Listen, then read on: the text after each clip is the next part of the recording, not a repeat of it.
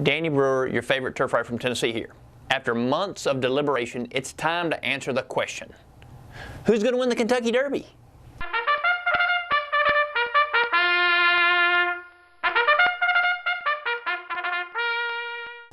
As if it were a hot summer day, we're just going to dive right into the deep end of the concrete pond. The field for Derby 142 is deep and talented.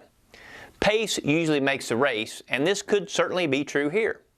Of the 20 entrants, there are a fair share of front-end speed horses, and maybe even more with a huge closing kick that like to come from farther back. So that means what happens up front early on will dictate who has enough for the home stretch run to glory. A good friend of mine and two-time Kentucky Derby winning trainer Carl Nasker told me recently, speed is cheap at the Kentucky Derby. That means some horses like to get out quick and blaze through the opening quarter and half mile.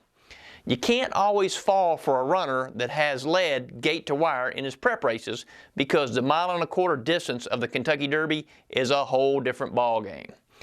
Last year, the early fractions were modest, and the three front runners held those spots throughout, with American Pharoah emerging victorious. In contrast, in 2013, the pace was a blazing 2 seconds faster through that opening half mile, and the winner Orb, he came from 16th after just 4 furlongs. So what does that mean for 2016? It means we want to pick a horse with some versatility. So that means our selection is Nyquist. Unbeaten and trained by Doug O'Neill, this battle-tested son of Uncle Mo has won on 7 different occasions in a variety of ways. Sometimes he's out front, sometimes he's just off the pace, and he has even come from farther back. He's shown the most talent during his young career, and his team has won the Roses in 2012 with I'll Have Another.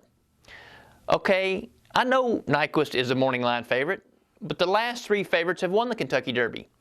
And one of the biggest horse racing aficionados on the West Coast told me this fact: a short price is better than a long face. In my opinion, the power in the 3-year-old division is out west, so complete your trifecta with More Spirit and Exaggerator. You can take my advice and a quarter, and you're guaranteed a piece of bubble gum. This is Danny Brewer, turf rider from Tennessee. You can catch me on HorseRacingScoop.com. Remember, if you got a hunch, bet a bunch. Back your horse and get paid. Best of luck in Kentucky Derby 142.